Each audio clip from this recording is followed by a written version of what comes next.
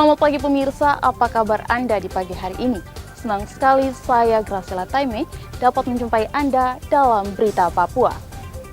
Sejumlah berita menarik dan teraktual telah dirangkum tim redaksi kami. Berikut 3 berita utama hari ini.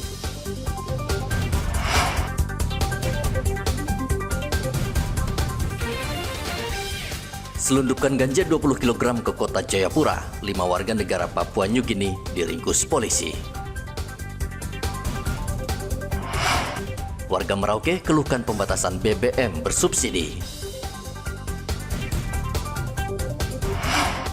Banyak pelanggaran, 26 TPS di Papua akan gelar pencoblosan ulang.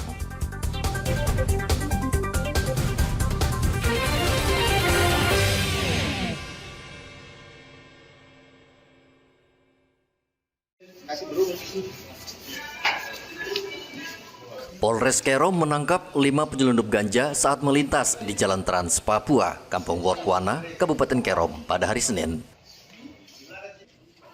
Kelima pelaku tidak berkutik ketika Samapta Polres Kerom yang sedang berpatroli membekuk mereka di tengah jalan.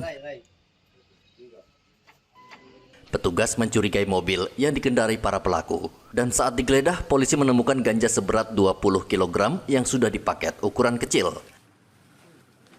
Para pelaku mengaku ganja tersebut akan dibawa ke kota Jayapura. Di sini ada 18 bungkus plastik ukuran besar ini yang dibungkus plakban warna coklat yang berisi narkotika jenis ganja. Kemudian ada 272 bungkus plastik bening ukuran besar sama berisi narkoba jenis ganja, dan 1 ori rice beras narkotika jenis ganja. Ini dari beras plastiknya dari PNG, dan kita sudah lakukan untuk penimbangan kotor sekitar 20 kilo ya, 20 kilo. Nah, nanti kita akan lakukan lebih detail lagi. Kemudian untuk para tersangka di sini ada 5 orang, 3 merupakan warga negara PNG, 2 tinggal di Arso. Kelima pelaku saat ini masih menjalani pemeriksaan di Mapolres Kerom. Mereka diancam Undang-Undang Narkotika dengan ancaman hukuman paling singkat 5 tahun penjara. Arthur melaporkan dari Kabupaten Kerom, Papua. Masyarakat pengguna sepeda motor atau kendaraan roda 2 di Merauke, Papua Selatan mengeluhkan kebijakan PT Pertamina yang membatasi pembelian BBM bersubsidi Pertalite di SPBU. Kebijakan ini menurut warga justru akan membuat antrian kendaraan semakin panjang karena proses scan barcode memakan waktu yang cukup lama. Seperti diketahui, PT Pertamina kembali memberlakukan pembatasan pembelian Pertalite di SPBU di Merauke yang mulai berlaku sejak tanggal 1 Desember lalu. Nah, sekarang mulai ada barcode ini.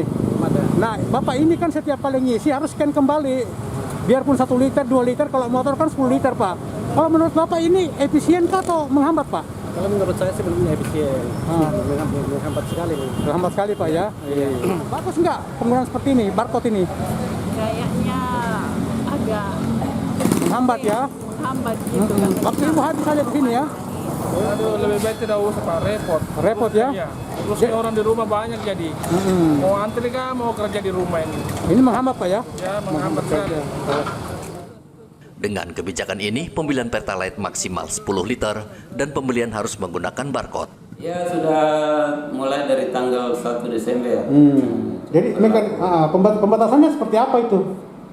Kalau untuk pembatasan roda 2, itu kita sudah berlaku dengan barcode. Barcode itu sudah disiapkan dari SPBU yang bersangkutan.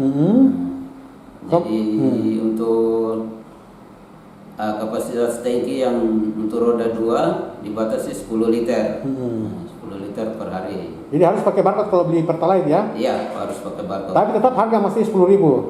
Tetap 10.000. Kalau mobil berapa pembatasannya? Untuk mobil pembatasannya itu kalau tidak salah 60. 60. Jadi setiap warga harus menggunakan barcode juga? Menggunakan barcode nih. Kalau untuk roda 4, untuk angkot masing-masing harus punya barcode. Untuk pengambilan Pertalite di SPBU. Pemerintah menerapkan pembatasan BBM bersubsidi Pertalite dengan tujuan salah satunya menekan subsidi BBM yang tidak tepat sasaran dan mengatasi polusi udara, terutama di kota besar di Indonesia. Muhammad Ridwan melaporkan dari Merauke, Papua Selatan.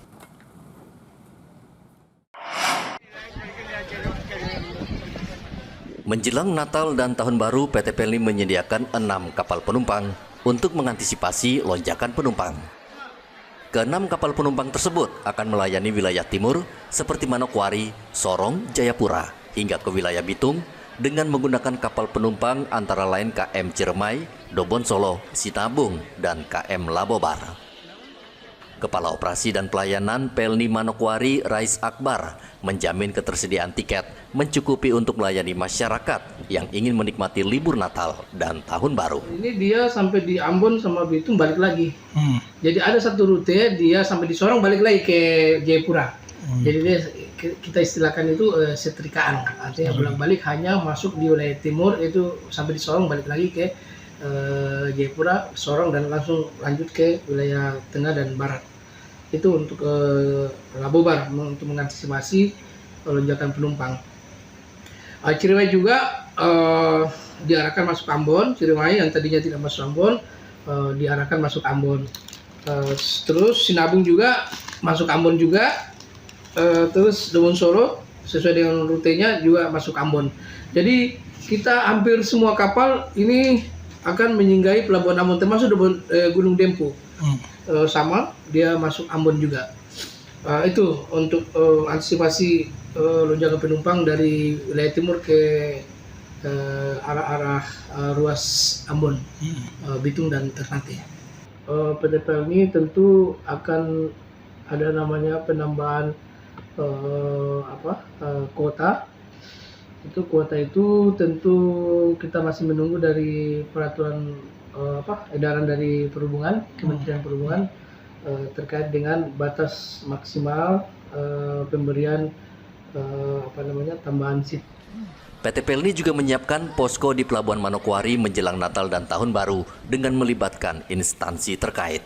Posko ini akan melayani masyarakat dengan memberikan informasi tentang perjalanan dan lain sebagainya. Edi melaporkan dari Manokwari, Papua Barat.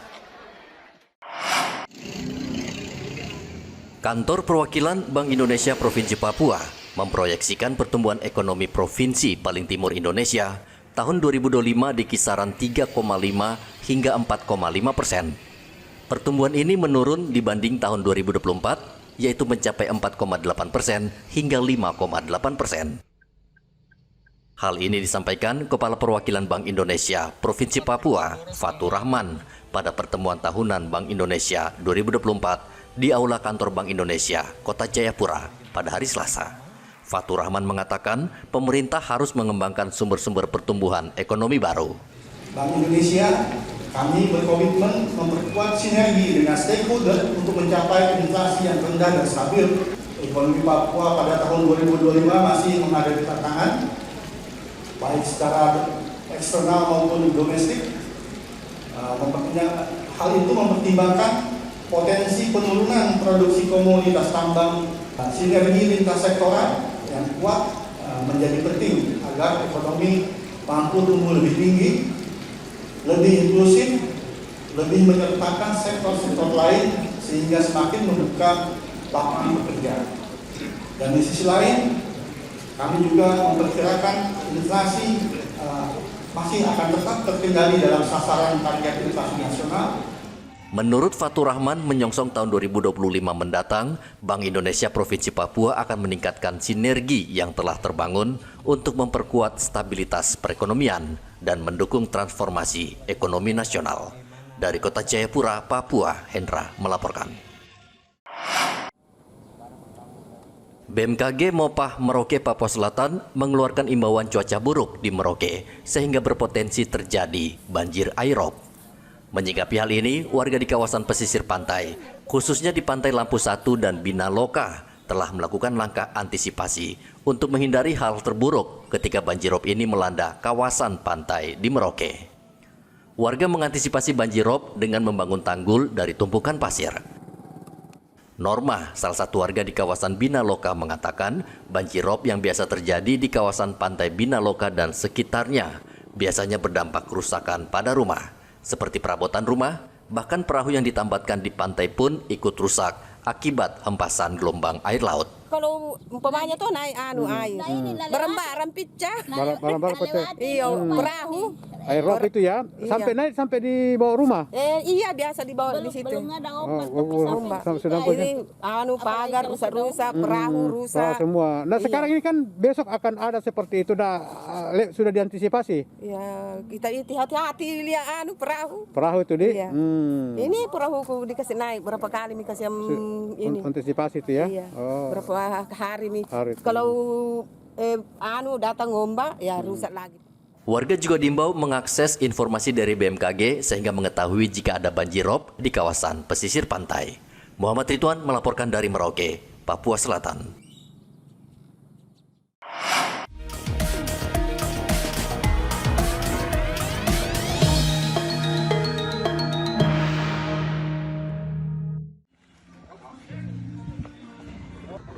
Bawaslu Papua merekomendasikan 36 TPS yang ada di Papua untuk dilakukan pencoblosan ulang. Banyaknya pelanggaran menjadi penyebab puluhan TPS harus dilakukan pencoblosan ulang.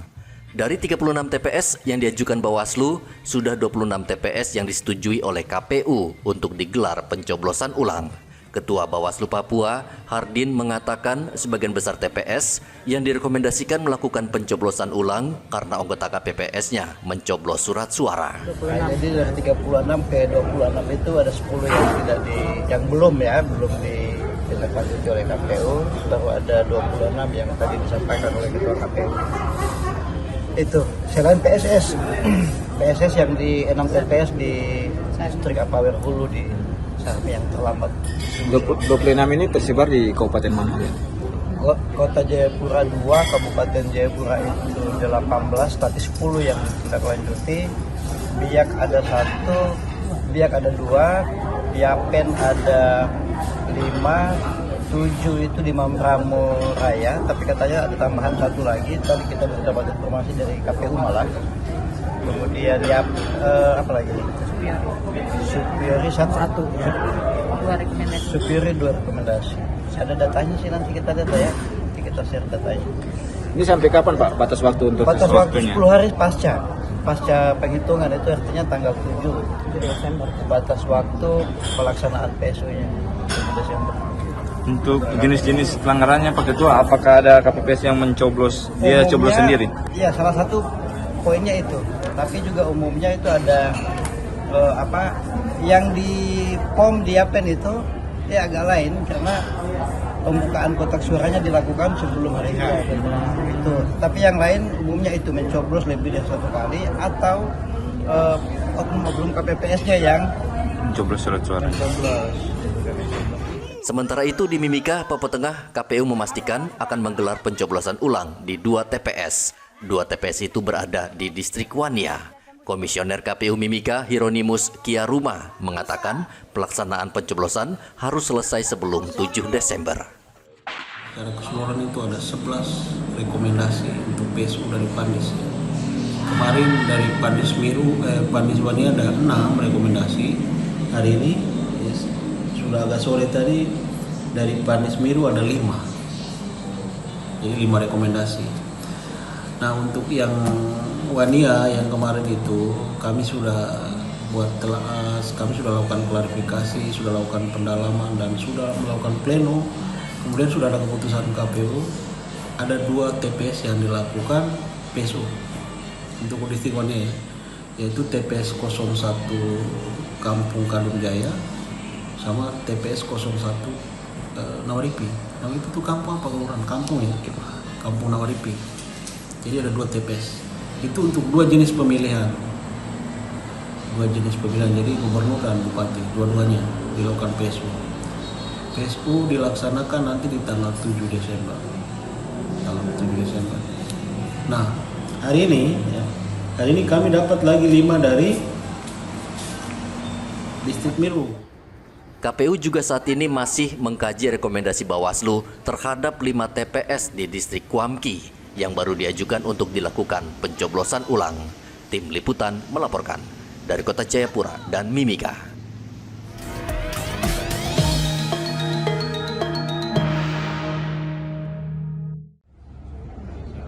Rapat pleno rekapitulasi suara tingkat Provinsi Papua resmi dibuka pada hari Selasa. Rapat pleno yang berlangsung di salah satu hotel itu dijaga ketat polisi. Meski belum ada KPU Kabupaten yang datang, rapat pleno rekapitulasi tingkat provinsi tetap dibuka. Usai dibuka, rapat langsung diskor, menunggu kesiapan seluruh KPU Kabupaten dan Kota selesai merekap suara di tingkat distrik. Karena berdasarkan hasil monitoring kami, saya dengan Pak Sekretaris kebetulan baru pulang dari Biak, Supiori, dan Yapen kemarin.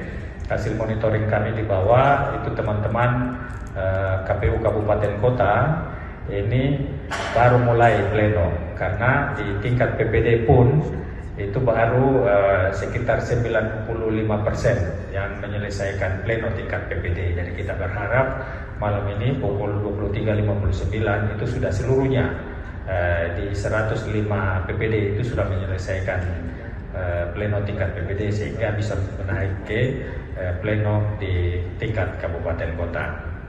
Kita berharap setelah pembukaan pleno pada sore hari ini, besok itu sudah ada kabupaten kota yang sudah menyelesaikan pleno di tingkat kabupaten kota hari ini sudah bisa hadir. Penjabat Gubernur Papua Ramses Limbong mengucap syukur bahwa pelaksanaan pilkada pada tanggal 27 November lalu sudah berjalan aman dan lancar. Mengucapkan puji syukur kepada Tuhan bahwa pelaksanaan pilkada khususnya tanggal 27 kemarin sudah berjalan aman dan lancar. Walaupun tadi laporan dari KPU ada 26 PSU. Itu juga karena kesalahan teknis, tidak ada karena kesalahan lain. Jadi itu biasa katanya, karena nanti dilaksanakan paling lama tanggal 7 Desember. Mudah-mudahan itu yang 26 itu tanggal 27 Desember selesai. Seperti harapan saya sebelum-sebelumnya, buat kita semua masyarakat Papua, kita percayakan ke Bawaslu, khususnya KPU, untuk merekap dan memutuskan. Apapun hasilnya, itulah yang terbaik bagi Papua, terbaik bagi Tuhan. Itu saja mungkin yang bisa saya sampaikan. Jadi harapan saya pemilu ini terpilih pemimpin yang memang itu pilihan rakyat. Pleno rekapitulasi tingkat provinsi ditargetkan selesai pada 9 Desember. Saat ini, seluruh KPU Kabupaten Kota masih menghitung di tingkat distrik. Tim Liputan melaporkan dari Kota Jayapura, Papua.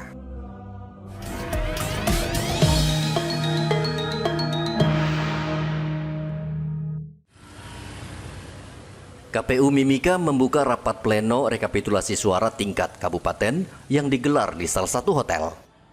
Pleno rekapitulasi suara itu dijaga ketat ratusan aparat kepolisian. Setiap tamu undangan yang masuk diperiksa. KPU hanya mengizinkan saksi paslon dan perwakilan Bawaslu yang boleh mengikuti pleno.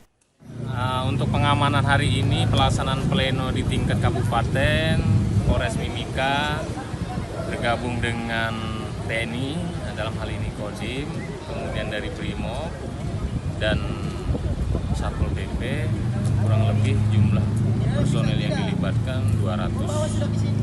Ya, 200. Nanti ada beberapa titik pengamanan. Yang pertama ring 1 di depan di pintu masuk hotel, kemudian di lantai bawah dan lantai 3. Nama saudara rakyat yang telah diberikan pada 20 November 2024. Untuk kita semua akan bersama-sama dalam rapat ini melakukan rekapitulasi dan menghitung jumlah hasil perolehan suara baik untuk pemilihan bupati maupun pemilihan gubernur tahun 2024. Sekiranya dalam rapat ini terjadi perselisihan, keberatan dan lainnya, saya mohon agar semuanya disampaikan dengan baik sesuai dengan mekanisme dan aturan serta tata tertib rapat pleno, agar rapat pleno ini secara keseluruhan akan dapat berjalan dengan baik, lancar, dan aman. Sementara itu, rekapitulasi suara tingkat kabupaten belum bisa diikuti seluruh distrik karena hingga Rabu siang kemarin masih ada distrik yang belum rampung. Suara tingkat distrik itu kalau di jadwal kita itu harusnya sampai tanggal 3. Nah, faktanya itu banyak yang belum selesai termasuk Miru. Tapi Miru tadi sudah mengajukan surat permohonan untuk perpanjangan masa pleno. Miru tadi sudah sampai baru sore tadi suratnya sudah masuk ke kita. Permohonan masa perpanjangan. Nah, mungkin kami dahulukan itu adalah distrik-distrik yang sudah siap, ya. Artinya mereka sudah selesai melakukan pleno di tingkat distrik. Nah, itu yang kami prioritaskan untuk didahulukan di hari pertama. Nanti mereka minta perpanjangan, nanti kami yang tentukan kira-kira dengan sisa dua kelurahan tadi ya. Itu kira-kira sampai besok atau mungkin paling lama. Karena di jadwal kami itu Miru nanti terakhir di tanggal 6. Distrik yang belum menyelesaikan penghitungan suara berada di wilayah terjauh. KPU hanya memberikan waktu hingga hari ini, setelah itu semua distrik akan melakukan pleno rekapitulasi suara di tingkat kabupaten. Dari Mimika Papua Tengah, Igobat Momolin melaporkan.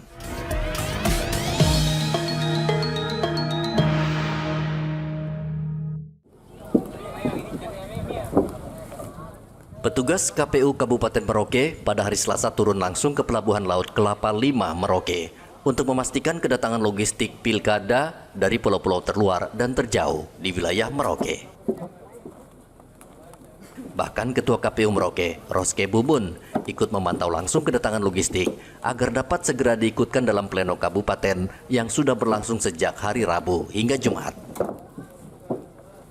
Kapal laut tiba sekitar pukul 11 siang dengan membawa logistik dari distrik terjauh dan terluar seperti Wam, Kontuar, Padua, Ilwayap, Tabonji, dan sekitarnya.